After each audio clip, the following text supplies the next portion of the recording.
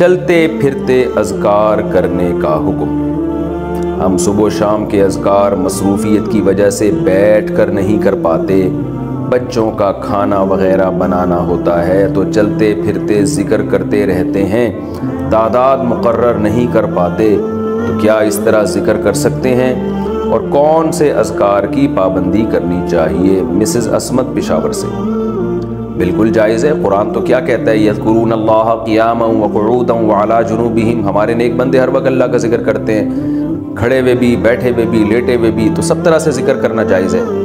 تو آپ جیسے چاہیں ذکر کریں۔ البتہ بہتر یہ ہے کہ کچھ ٹائم توجہ کے ساتھ بھی ذکر کرنا چاہیے،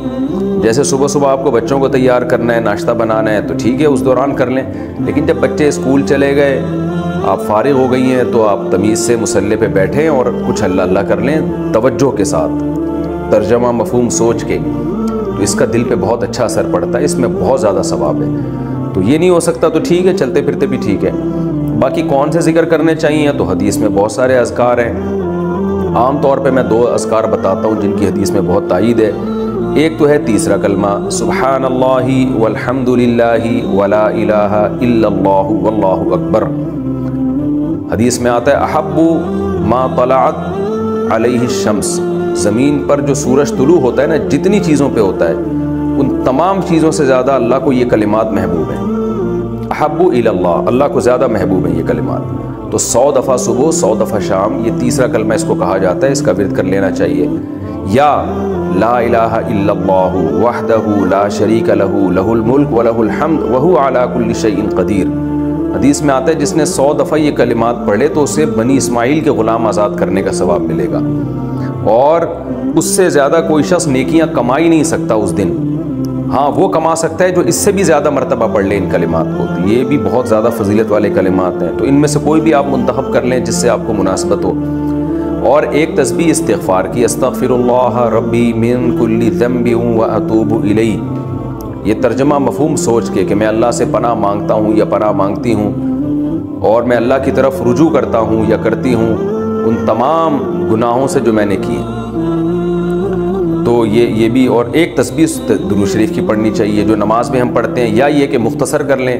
صلی اللہم وبارک وسلم علی عبدک ورسولک محمد وعلی آلہ وصحبہ اجمعین، یہ مختصر درود ہے، یہ 100 دفعہ صبح 100 دفعہ شام پڑھ لیں۔ یہ بھی نہیں ہو سکتا تو 10 دفعہ درود اور استغفار پڑھ لیں، 10 دفعہ، اور 100 دفعہ صبح شام کی تسبیحات پڑھ لیں۔ رہا یہ کہ گننا مشکل ہوتا ہے تو آج کل ایک تسبیح آ رہی ہے، وہ بھی میرے جیب میں رکھی ہوتی، گاڑی میں شاید جیب میں پڑی بھی ہو، تو وہ میں تسبیح اکثر اپنے ساتھ رکھتا ہوں، وہ اس میں بہت آسانی سے تسبیح ہو جاتی ہے، گاڑی میں تو ساتھ ہی رکھتا ہوں میں، تو اس میں کیا ہے کہ وہ جو ہے نا دانے کی طرح بھی ہے اور دھاگا بھی نہیں ہے اس میں لمبا، یہ جو لمبی دانے والی تسبیح اس کو سنبھالنا آج کل مشکل ہوتا ہے، ذرا سا آپ نے غفلت کی تو وہ دانے دائیں بائیں ہو گئے۔ اور ایک آتی ہے بٹن والی، یعنی سیدھے ہاتھ سے آپ بٹن دبا رہے ہوتے ہیں، وہ اس میں کمفرٹ نہیں ہوتا آدمی، زیادہ انگلی میں زیادہ فٹ نہیں ہوتی۔ ایک اور تسبیح آئی ہے آج کل، وہ تسبیح ہوتی ہے کہ وہ ہوتی بھی چھوٹی ہے اور اس میں دانے ہوتے ہیں، ایسے کر کے نا اس کو آپ گھماتے رہیں اور نمبر بھی نیچے سیو ہو رہے ہوتے ہیں، تو اس میں یاد رہتا ہے کتنی دفعہ پڑھی ہے، اور وہ دائیں بائیں بھی ہوتے نہیں ہیں دانے اس کے، وہ دیکھ لیں آپ، مل جائے گی آپ کو۔